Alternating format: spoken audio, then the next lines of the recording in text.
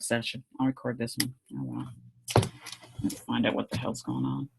Okay, the 10-minute lesson. The brain has the capacity to remember about 7 things for 30 seconds.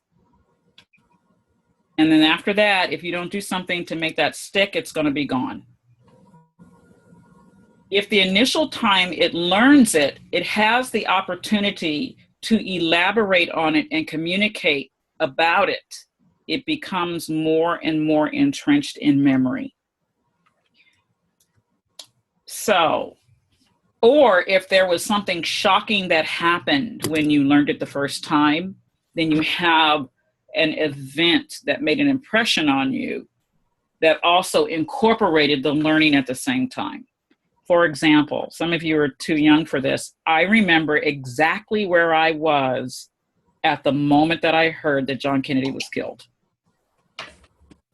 I was sitting on the 2nd floor in my chair in the 7th grade, looking out of the window at the dormitories at UC Berkeley in a school that was on Dwight Way in Channing. I remember everything about it. I remember getting on the bus. I remember the principal coming into the room to tell us what happened. I remember looking at headlines, and I remember going home. I remember the whole thing. I couldn't tell you what I did yesterday. And that was just yesterday.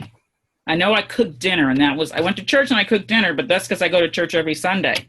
But if you were to ask me what the sermon was, I couldn't tell you. I wrote it down, but I couldn't tell you just because I remembered it, because it was ordinary. It was the mundane things that happened to me every Sunday. Nothing special. So what you want to do is you want to make sure that the brain has the opportunity to repeat and elaborate on information in order to make it stick. The more the brain elaborates on it, meaning the more the person has an opportunity to speak about it and manipulate it and apply it and get intimate with it, the more apt you are to remember it. Okay, so if you're teaching a concept like addition to kids, let them talk about what addition means. Let them share about addition. Let them begin to make somebody surprised about what they learned about addition. Let them do that a lot, and that way the concept has an opportunity to get entrenched in their brain.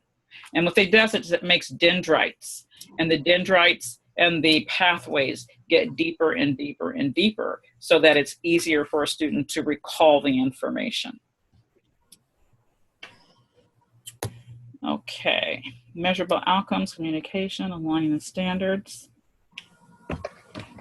The last thing I want to get to is teachers, you have to get out of the way of the kids learning. Kids don't think because you don't let them. You answer all their questions for them. You pose all the questions for them. You don't create an environment where they have to actually think about stuff because you don't give them enough time to think. You don't give them interesting things to think about. You don't give them relevant things to think about. And you talk way too much. Way too much. You've got to stop being the center. You're not the sage on the stage or the guide on the side. And in order for you to be able to do that well, you're going to have to think more globally about your instruction so that what they're learning actually has application to them, something that's real for them. Because if it doesn't, it's not relevant. If it's not relevant, they're not going to remember it. Why? I mean, why would you remember stuff you don't have to remember? That isn't going to make any difference. But if you know how to add by Friday, you all get to cut these cookies in half and quarters and thirds and whatever it is and get to eat them. And you keep bringing those cookies to school every single day and they get to smell them in the background and you're cutting them up and you're showing them how it works. And if they do by Friday, if they do it right, they get to do this to their own cookies. Do you think those kids are going to figure out a way to remember how to do something with those cookies and the math associated with it? Mm-hmm. Mm-hmm. because it's relevant. They want those cookies or whatever it happens to be. But if you also offer them something they don't want, like sure they want grades, but that particular motivator is not the same thing as something that is really relevant to them. And the older they get, those grades get harder and harder. You're either obsessive about your grades or you just don't care. They're taking sugar out of the elementary school. I know, they should. So you're slicing bananas instead. But if you have a kid that hates bananas, what are you going to do? Yeah. Popcorn. So I'm pretty through here. So I need to know now, is there something somewhere? Joanna, I have to ask you, do you sit in the dark all the time? It's not that dark, but yeah, this is not a bright light. I don't like bright lights. Okay. I'm just curious because it just got darker and darker. I'm just curious. So what do you guys think? What do you want to say? Anything is good? You get it? Because when I look at your lesson plans now, if they don't reflect this stuff, I'm throwing them right back at you. We have an observation and they'll reflect this stuff. I'm throwing it right back. I'm not going to come unless that lesson plan is clean. I'm not going to show up unless the lesson plan is clean. This is Joanna. My biggest trouble is, so say you have the pair share and half of the class finished up. You've got the other half that you're helping. How can I keep the other half suitably challenged? I don't understand the question. Say it again. Say it differently. So, for example, we're doing math. We're drawing pictures of the money to show that we can add nickels and dimes to make 50 cents. Mm-hmm. And half of the kids do that exercise, and the other half of the kids are still struggling with, is this a nickel or is this a dime? Okay. So then I work with the kids that are struggling, but the other kids, and this is coming from being a sub, they'll read their books for about 5 minutes and then they start running amok. I'm always thinking, how can I challenge the other half that have mastered the exercise? You have to give them something that they want to do. Okay, if you got half the class and you say, okay, you're finished, go read a book, unless your kids like reading books, you're going to have a problem because now you got kids with too much time on their hands. Yeah, well, they like to go sit on the carpet with their friends, But you don't want them to sit on the carpet with their friends. You want them to either be moving forward. You want them to be practicing something. If you have kids, if half of your class finishes something that early, then it wasn't rigorous enough. It didn't have enough layers of rigor. Layers of rigor. But the other half is still trying to master. Now, remember I said layers of rigor. That meant that you have students that are mastering, and you have students that have mastered, and then you have students who can exceed mastery. And unfortunately, you as educators, you have to find a way to meet the needs of all three of those students. Yeah, that's the tough part. Yeah, it's not an easy job. It's not, and it's not fair for students who have mastered or exceeded mastery to become tutors all the time for the kids who need remediation. There are times when that is a good thing. But it's not fair to them to do that, because if a student has exceeded mastery, then that student should not be penalized by either doing more of the stuff they already know how to do, sit through instruction that's boring because they already know how to do it and you're remediating the rest of the class, and not be challenged to push beyond and stretch. So you have to think of extension activities for the kids. I mean, it could very well be, I don't know what year what grade level they are, but there could be money. I know in kindergarten and traditional kindergarten, they have all these little houses and markets and stuff like that. Kids could be exchanging money and buying things at the grocery store. I don't want them to do a worksheet. I hate worksheets. I would like every single worksheet in the world to just go up in smoke. There could be centers around the classroom. The kids have the opportunity to play with, to go on and play games regarding money. They could have a folder where they have incomplete work and they could go and get their work completed. They could have a variety of things that they could do with that time that keeps moving them forward. They could have enrichment work in that folder that they know when they do this enrichment work, they get an extra cookie at the end of the week or whatever. You have kids who will be motivated to do that. But you have to think of that as a teacher. You just can't say, go read a book if they're not readers. A reader will love that.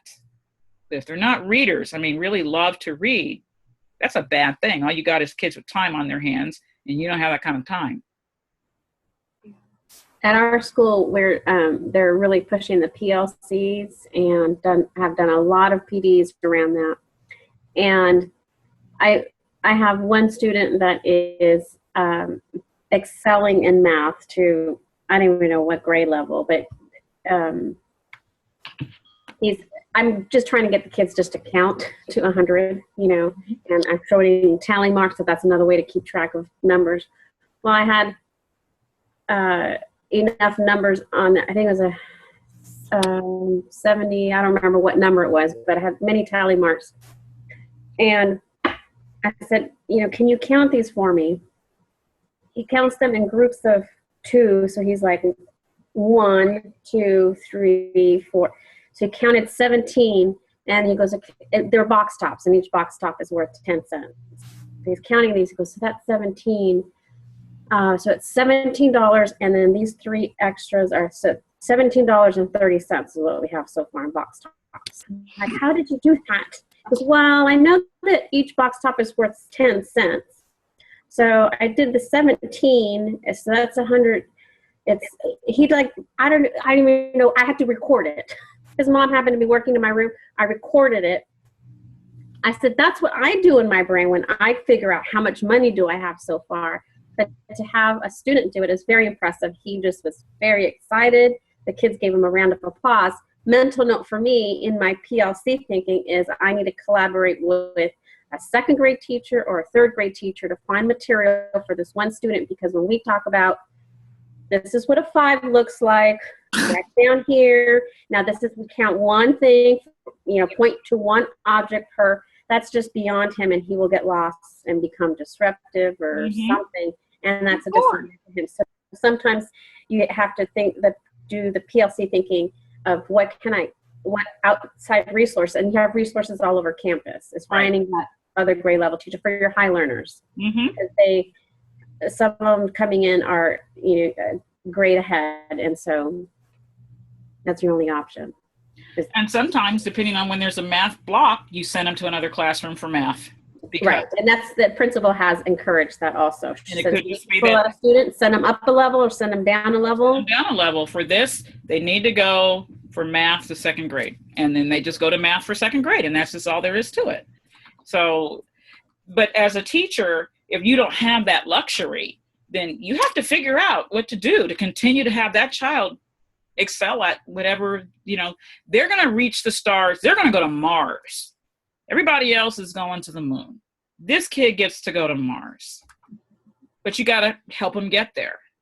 And that's what makes it so tough, is that how are you going to attend to the needs of the 20, 30, 40 kids, not 40, but 35 kids in your classroom when everybody has all these needs? That's why you have to know that student information. You've got to fill that out. Who is in this classroom? You cannot teach whom you do not know. You have to know them, and then you'll see that there are some generalities, and then there's some things that are specific. And so when you're looking at a lesson, the first lesson is everybody should be able to do this. Now I have some kids that are higher. How can I extend that lesson for them? Or perhaps you just have to just have them move forward faster. Now you're going to have to use technology, because somebody's got to teach and engage that child while you're working with another group of kids. But later on, you're going to work with that child or that small group, and they have to have had something that's going to allow you to work for them in a meaningful way on that day. And that's where technology comes in, because I have seen it where a teacher divided his math class into 3 pieces. The high kids came in early in the morning and got instruction from him that they were applying during the regular math period. The regular kids on that day got direct instruction, and the kids who were below grade level were looking at a video explaining what was going to happen that the regular kids got instruction on. Every 20 minutes, he rotated. And during the transition, he would take questions from the 2 groups that he had not directly given instruction to. So every 20 minutes, kids were leaving to do some type of independent practice or be taught for direct instruction or have questions answered. But he couldn't do it without technology. And he couldn't do it without having some time to work with the higher level kids before class started. But that's what you got to do. You can't just come in and one size fits all. Just doesn't work. When you get out there in the world, you're going to be whatever kind of teacher you're going to be. But when you're my student, I expect to see this extra effort, because that's what you have to do. Universal design, access for everybody, pathways for everyone. The other thing is that some chances are that the other grade level teachers are running into the same problem. So if you team up with your group for a specific content, say, why don't I take all the high learners? You take the medium learners, and then you can take the struggling learners, and just split it up for specific content areas, instead of you having to be in 3 places when you can just be with one group of students. And then it gets, they already do that for 6th grade, is where they have the kids move from class to class. And so I've noticed on our campus, since we started the PLCs, that the teachers are doing that a lot more, where the kids will grab their book bag and they move to the next class. And they do that for different content areas. Not all day, but they do it for specific areas where they see this wide range of learners. Right. Sometimes you just have to be homogenous. If kids are 2 or 3 grade levels above the kids in their class, there's no reason to penalize that child. That child needs to be in the environment where, when they're in that environment, they're heterogeneous. There's a lot of heterogeneity within the kids that are at that level. Okay. Well, I got nothing else to say. I need to know how you guys are feeling about the lesson plans. Is there anything, anything specific? Are you good? I know that the proof will be in my pudding is when I see those lesson plans that you're going to give me from my next observations. Yes, Corey. Is that Corey? Yeah. It would have been should have got this term 1, but the only question was, where are you going to post the videos so I can watch them again as I'm forming the lesson plans to make sure I'm... Oh, they're going to be in the LiveBinder. I forgot to do the middle video. So you got the first one, and then we have this one. I forgot to do that middle one. But everything else that we talk about is in the LiveBinders, in other videos that walk you through how to do the lesson planning. And in the LiveBinder, let me see. Hold on. You will see, is it here? No. That's the attendance. In the LiveBinder, oh, no. You're going to see lesson planning 101. And you'll see a tab that talks about those webinars. When you open up that tab, there'll be another tab that says the webinars itself. And that's where the links will be. So once this is converted, I'm going to throw it up on I have a YouTube page that I put all that stuff on. And then you guys will get the link to that YouTube page. Okay? Sorry about the middle one. I'm sorry about this thing going on and off all the time. Do you guys like this model of the lesson planning? Of the professional development, so you can have a life and still get what you need? Do you think this is helpful? Okay. As long as you don't mind me eating during. Hey, as long as you don't mind me doing what I got to do, it's okay. So, okay, I was hoping that this would work. So if there's anything that you guys want me to address, you have the flyer. Other people can come. It doesn't have to be just Cal State. We're going to do PBL next time. All you term 3s want to make sure you're there for PBL. For you, it'll be sort of a refresher. But everybody else, you want to make sure you're there for PBL, because this is how you're going to end up teaching now.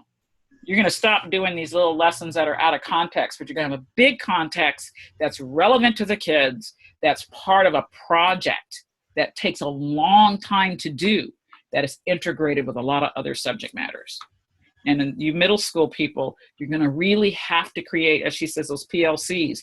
If you don't have the other teachers, that the math teacher with the science teacher, with the English teacher, with the social studies teacher, with the PE teacher and the music teacher, and if you guys aren't on the same accord, you're not going to be able to truly integrate what needs to happen when you do these big PBL projects. Well, that's my story, guys. If there's nothing else, if anybody wants to stay on and ask me any questions, feel free to do so. I'll be on for the next 5 minutes. I won't end the meeting. You guys can leave, go forth. All you guys who wrote your TPAs, I'm very proud of you. I know that you're all going to do fine. Just make sure between now and TPA you start taking lots of videos of yourselves, and you can send them to me, and I'll be more than happy to have them be lesson plans, observation events. No problem. Okay? All right, everybody. Good night. Great. Thanks so much. You're very welcome. I'm still here. Okay, I'm not going to leave because I wasn't going to leave because people might want to talk. Okay, can I ask a question? Absolutely. So, when there's an observation, that's when you make a lesson plan? Since I'm term 1, I'm not. Let me run just so real quick. And for those of you who, hold on. There we go. Okay, I'm going to share my screen with you in a moment. Where the heck is Zoom? You guys still on there? Oh, there it is. Okay, here it is. All right, hold on. I'm going to share my screen with you real quick. When you're preparing a lesson plan, you're going to go into My Work for an observation event, and you're going to create. You click this Create, and then you write the title of your lesson. No, you showed us how to do that, but I don't know when I need to do that. When? Oh, May will tell you. May's your person. May comes out to see you, right? Uh-huh. She'll let you know. The thing is, May doesn't use this, but you need to use this. Okay. So even if May doesn't, May will be able to see it. The one thing you want to make sure you do when you do the observation event is that you click the part that says observation event, but you also want to make sure that in the LPA itself, that you share the LPA with your advisor. Because if you don't, we'll get the link to the lesson plan, but we have this, I'll just show you what we get. When we get this, so I open a lesson plan, I see this whole thing here. This is just this is the meat of the lesson plan, and then this is the content objective, but sometimes I want to look at the whole lesson plan. When that happens, we have a link up here that says view lesson. If you didn't share that lesson with me, I can't see the whole lesson. I can only see these little pieces of the lesson. But if you share the lesson with me, when I click this, see this one? It's not shared. What a perfect example, Miss Tommy. Go back and share this lesson plan with me. It says the plan is no longer available because it wasn't shared. Because the logic is, if you push the lesson plan, you make a lesson plan and you push the observation event, and my faculty member can see it, then obviously they can see the lesson plan. Why should I share it? Well, because the guy who made the system put that in. He didn't think far enough out there. So that's why you got to do that share piece as well. Okay? So then during term 1, there will be 4 observations. Is that correct? 4 observations in every term. Minimum of 4. How many have you had? 0. Well, then I guess we better talk to Miss May. May, did you come back? All right, I'll give her a call and find out what's up. She hasn't been to see you in your classes? No, she came last week because I was observing in a 6th grade class for EL. Oh, then she was there. Then that's part of the observation process. May's been doing this longer than me. She knows what she's doing. Yeah. So she sent me the notes that she took, but I was not really required to do anything. Because you haven't gone through how to write a lesson plan in the modules. Okay, The modules haven't taught you this yet. right. So Okay. that's, I don't care what the modules do. My students, I do what I know is right for my students. I don't care what the curriculum says. okay. Do you know offhand which module that is? No, not offhand. Okay, maybe it'll be after the TPA. I think it's the module just before the TPA, which is too late. You need practice more than the module prior to the TPA. So Yeah, that I thought that was odd because I just opened up 5, and 5 is 1 week. It's going to be technology. I have to learn how to code. Oh my gosh! And then it looks like they're cutting us some slack until after the test. depends on the person. Okay, All right. Anybody else have any questions? thank you. I have a question, Connie, and Yeah. I will share my lesson with you. I have to go way back, though, to when you were talking about assessments. I understood how you assessed the kindergartners with greeting and whatnot, but if you are doing the square lesson and you said the assessment was given an array of shapes, students will identify shapes by coloring them in. How do you know that every student, well, I guess that one's easier. How do you know that they know the 4 equal sides with 90-degree angles? How do you know? Right. That one was just the identify part.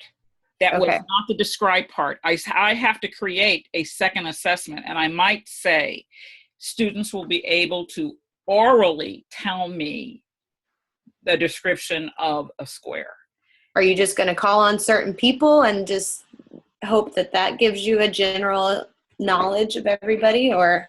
Well, that's where what happens. What you'll find is that when students, kindergartners, they can't write. So I'm not going to ask them to do a lot of writing. So I might put them in groups. There's kids could be doing something at centers, and I call 4 kids up at a time, and I say, "Would you please tell me the properties of a square or the description of a square?" And they'll say, "Well," and I would have the picture there that has 4 lines, and they're all the same and 90-degree angles. The angles they're not going to say. Okay, but if I teach kindergartners that, they will say that. They'll say anything you teach them. I may decide to assess them that way. I may decide that the assessment is they're going to talk to one another, and I'm going to be eavesdropping on their conversations as they talk to one another.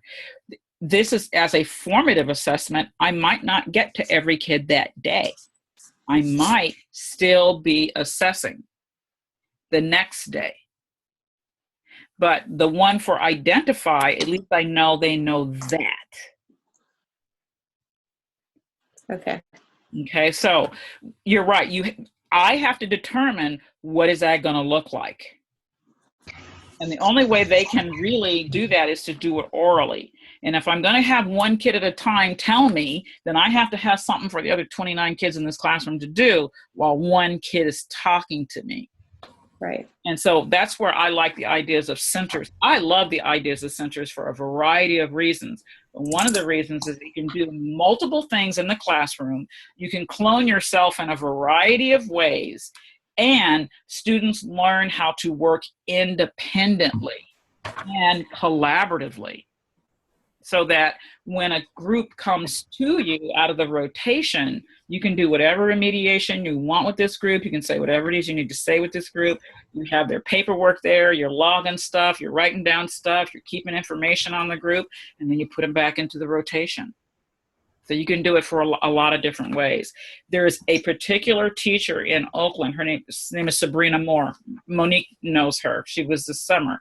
Sabrina is the queen of centers, and she works with an extremely high risk, low socioeconomic second language population, and those kids excel in her classroom because she teaches them how to be independent learners. She has extremely high expectations, but they do a lot of center work and they do a lot of project work. That's how you get them to really learn. That's how you get them to talk, to think, to share ideas, is you got to do that project work. Thank you. You're very welcome. Dr. Davidson, I have a question. It's kind of along the same lines as what Tommy was just talking about. You said that to show mastery, we have to assess them in the same condition as when it was initially taught. And I just wanted to talk a little bit more about that. I mean, if you have an upper level group of kids and you're talking about science maybe, and you give direct instruction, which is oral, right? Then how do I do an assessment which might be written? Well, Because I don't want them to. My direct instruction is going to have a heavy written component. If I'm going to ask them to write about the progress of a plant that they've been watching, I can't ask them to observe the plant and not have written about the plant. Okay? I also cannot ask them to write about the plant unless I've taught them scientific writing conventions. So in the process of this direct instruction for them to get ready to write about what they observed on this plant, I'm actually going to be teaching them the scientific writing conventions using what they observed about the sun. Then once I know that they know how to do this on the sun, then I'm going to say, okay, tonight we're going to use this, and you're going to take your notes on the plants, and you're going to now write your scientific whatever on the plant. What they learned was the process for thinking it through is going to be the same process they're going to use on the plants. You're going to have had them look at several days of where the sun is in the sky at the same time. Just like they look several days on how the plant grew. So that's using the same condition. The direct instruction is my teaching them how to do what? Write using the scientific method. Right. So now I can ask them to do it. See how the conditions are the same?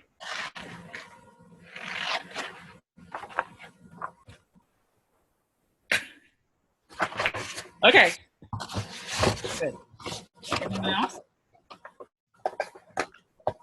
You guys all good? Okay, Okie dokie. thank you. Okay, don't be afraid to ask questions if you got them, though. You can always email me. Bye-bye, everybody. Thanks. Thank you. Bye.